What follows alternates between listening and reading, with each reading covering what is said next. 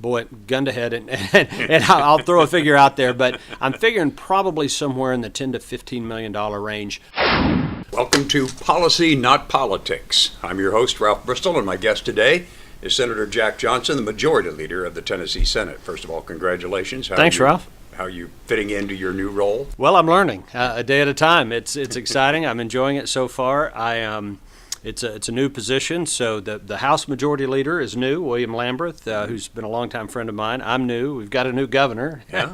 We've got a new Speaker of the House. Exactly. And so a lot of new and a faces. lot of you are from Williamson County, too. Well, we are. I just told a group I was speaking to that the rumors of us moving the capital to Franklin are not true. Not true. No, we're not going to try to do that. Not yet, anyway. Not the city of Franklin probably wouldn't give us the permits if we wanted to. So, but yeah, it's been good. I'm really enjoying the new position. Majority Leader, I guess you carry the legislation for the governor. Is that traditional? That is correct. It's probably my primary responsibility during the legislative session is the Senate Majority Leader is the prime, what we call prime sponsor. That means the first name on the bill. Right.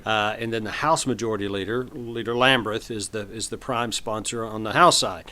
And that includes all the governor's legislative initiatives, bills that come from various departments, and it includes the budget, which is obviously the most important thing we do as a General Assembly. Now, do you necessarily support these bills if you are the chief sponsor?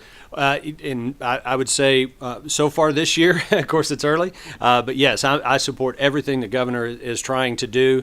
Under Governor Haslam, I'm only our previous Majority Leader, who was Mark Norris. Mm-hmm. He's now a federal judge.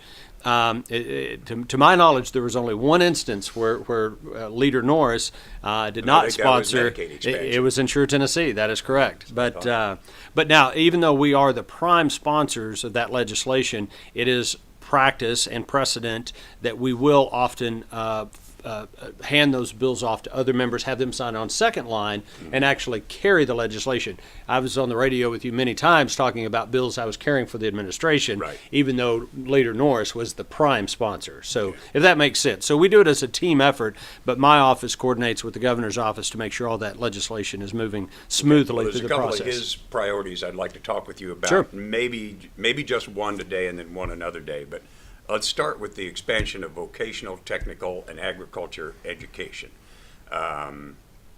What does that entail? Let's just, first of all, give me a general idea of what Absolutely. that entails. Well, you can go back in my day when I was graduating from high school back in the late 1980s, there was just this sentiment that everyone should go to college and get a 4-year degree. And that seemed to kind of permeate the education system for some time. In recent years, including under Governor Haslam, I think there's been a realization that, you know what, not every kid needs to go to a 4-year university. There are very important jobs, good paying jobs in our economy that don't require a 4-year degree.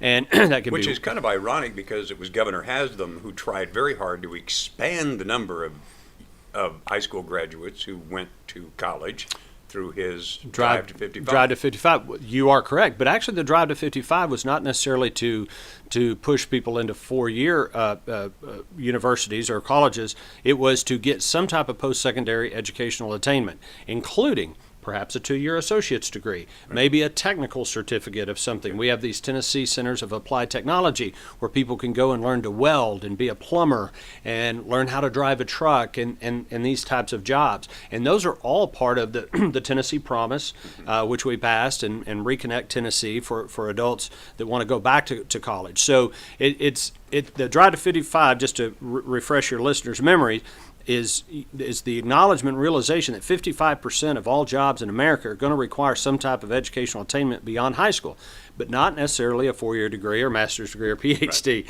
Right. It could be that technical certificate and so forth. But, so you want every high school in the state to offer some sort of technical agriculture or vocational education? That might be an ultimate goal. I would say in the near term, it is to offer that type of training for kids that want to pursue that type of career path in every school system, because there are school districts, county school systems or city systems across the state that don't offer any type of vocational education. And so right now, where that is offered in a school district, a high school student can take up to 2 courses dual enrollment. So while they're in high school, they're taking classes that give them high school credit, but also credit towards either that associate's degree or a technical certificate. And what Governor Lee is proposing with the GIVE Act, it's the Governor's Investment in Vocational Education, is to expand that to 4. So these are scholarship dollars, much like you would get through Hope Scholarship or Tennessee Promise, but now high school kids can use this while they're in high school. So they can be getting some of that additional higher education. If they're getting those higher education credits now, are they paying to get that from the school they're getting them from? I mean, how do they get it, and who pays for it now? Sure. So they can pay for the tuition. What Governor Lee is proposing is that the scholarship, because if my daughter graduated from high school a year ago, so she went to a 4-year university. She's at University of Tennessee Knoxville. So she was eligible for the Hope Scholarship. So she got that, which comes out of our lottery scholarship, and then she got some other scholarship monies there as well.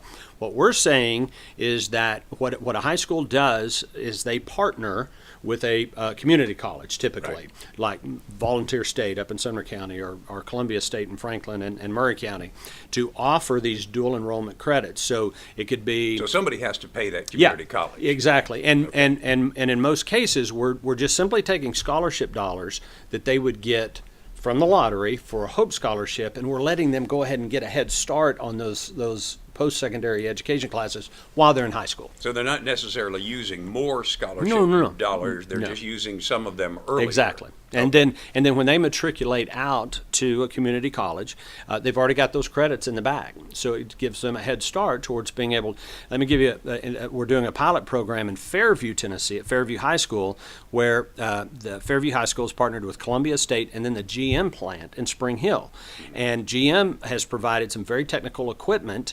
Columbia State is coming in with the teachers and the professors to teach these kids at Fairview High School to learn to run this equipment that they can then leave high school with a technical certificate to go to work immediately at the GM plant in Spring Hill, and sometimes making $50,000 a year.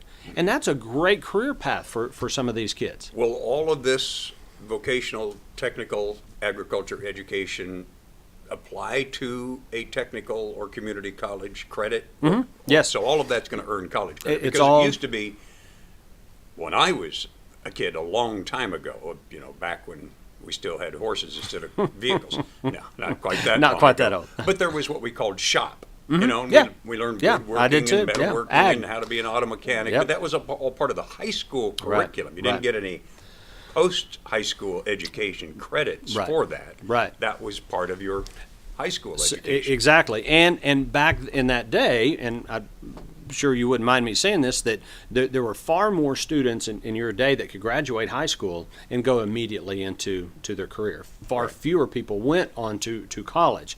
So the objective is, getting to a much higher level, is when we talk about K-12 education for these kids, they need to come out college or career ready. And when I say college ready, that doesn't necessarily mean University of Tennessee or Middle Tennessee State University. It might be community college. It might be a TCAT,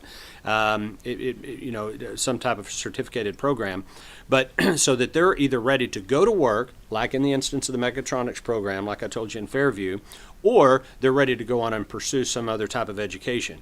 So by doing these dual enrollment programs, what we're doing is we're putting into these kids' mind that, hey, you can attain some additional education, and when you do so, you will be far more marketable in the employment sector.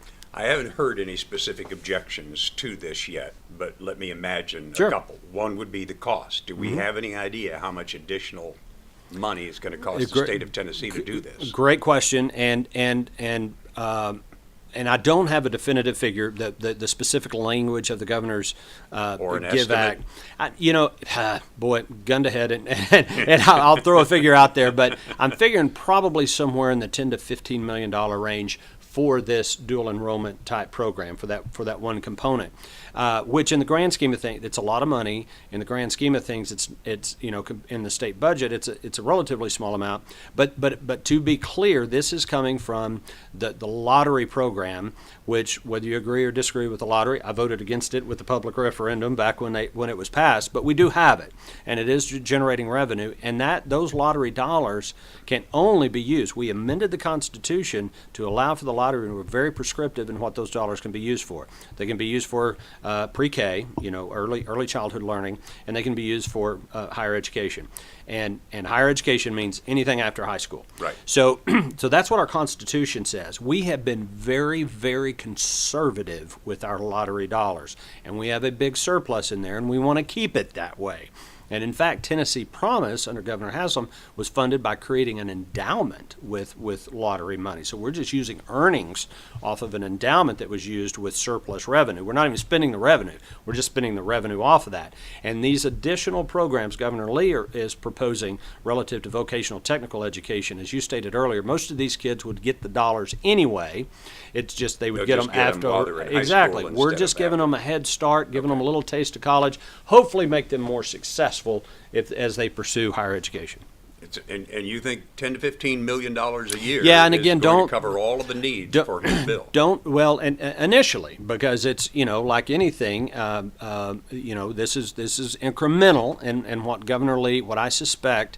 And just so you know the process, we haven't seen the specific language. Right. Governor Lee has announced what his initiatives are. The attorneys are working out the specific language, which will then be sent to our fiscal review, which will generate the actual fiscal note. So I don't want anybody to be mad at me if I'm off on those numbers. That's a very ballpark kind of figure. Another possible objection might be that people may think you are trying to push students away from college. There's still a lot of people who do believe that everybody ought to go to college if you're capable. Yep. Are you trying to move some people off the college track who No. would otherwise be on the college track? No, and in fact, we haven't seen that with Tennessee Promise or any of the other things we've done. What we want is for kids to have opportunity, the best opportunity for them available to them, and those are decisions for the student to make along with their parents, and to get a taste. When I was 17, 18 years old, I didn't have a clue what I wanted to do. My parents said, "You're going to college," so I went to college, and I'm glad I did. I enjoyed it, and I got a degree. But we know, and I've learned since I've been in this role in the Senate, and talking to parents and students in my district and across the state, that there are students out there who will be very happy, very fulfilled in life by working with their hands and doing these types of jobs. We got to get them the tools to do it. And I think that's where we kind of have neglected that in the last 20, 30 years. The governor obviously supports this. You support it. Have you done, I don't know, just sort of a survey of other senators to see just how much widespread support there is? Yeah, there's tremendous support. And again, oftentimes the devil's in the details, and many of the questions you've asked, we're going to need to flesh these out. All of these proposals will get a thorough hearing in committee and on the floor, both in the House and the Senate. But generally speaking, the answer is yes. And I'll tell you who we're hearing the most from. Literally moments ago, I was with Governor Lee speaking to a gathering of the NFIB, National Federation of Independent Business. And what we're hearing from them and business owners across the state is qualified workforce. That is one of the biggest challenges we have as a state and have had for a number of years. Again, back to the drive to 55. 55% of all jobs in the U.S. over the next 10 years are going to require some type of post-high school educational attainment. In Tennessee, we have about roughly 37% of our citizens have that education. So for us to be economically effective and continue to be prosperous, we've got to educate this workforce, or at least provide the opportunities. It's not a nanny state type thing. That's a true function of government. I mean, Right. we provide education. I mean, it's a Right. legitimate It's a function. mandate in the Constitution. It is. We still graduate from high school students who are going to college, but they're not ready to go Right. to college. 40-some% are not ready for college level math. And I'm talking about the ones enrolled Sure. in college. Sure. 30-some% not ready for college level reading English. Right. Is this going to create a new burden on high schools that will make it even more difficult to get students ready for college? Great question, and the statistics you just cited are accurate. That's the bad news, is that those numbers are that high. The good news is it's a whole lot better than it was 10 years ago. And so with many of the reforms we've put into place over the last 8 to 10 years relative to K-12, most of our conversation has been talking about once you get out of high school or later years of high school, transitioning into higher education. But absolutely, we're not neglecting continuing to focus and improve on K-12 education because of all the statistics you just cited. Is it going to produce additional anxiety or pressure on those? Well, some of the students are going to be carrying a heavier course load, Sure. are they not? Because Sure. they still have to take all the regular courses now, plus vocational, technical education. Right. Do you worry that our students are going to be able to handle this additional? Well, Course load. will there be challenges? Absolutely, I think there will be with some kids, but that's I don't see that as a reason to not do it. I think we need to continue to challenge and continue to set high standards for our K-12 public education system. We spend an enormous amount of money there, and we're making improvements. Tennessee's the fastest improving state in the nation in terms of 3rd and 8th grade reading and math skills. So we are making improvements. We have a ways to go, Right. but we have to continue making those improvements. Because you're right, if we could do all we want for post-secondary or post-high school educational attainment, if we're not creating high school graduates that can matriculate and succeed in those additional education, we've failed. We haven't accomplished anything. So we have to continue to improve on the K-12 level and then have those programs available for those kids to get out and become college or career ready. It doesn't surprise me that the businesses support this and want more qualified workers graduating from high school. Do you have a general idea of how many of those businesses, existing and new businesses coming in, need people with technical and vocational education? Lots. And in fact, the timing on this is so good because I was just with Governor Lee speaking to a group of small business people. And in Governor Lee's remarks, he touched on this. Remember, Governor Lee's background. He runs a heating and air company, and so he employs welders and pipe fitters and HVAC repair people, those type of trades people, if you will, with those type of skills.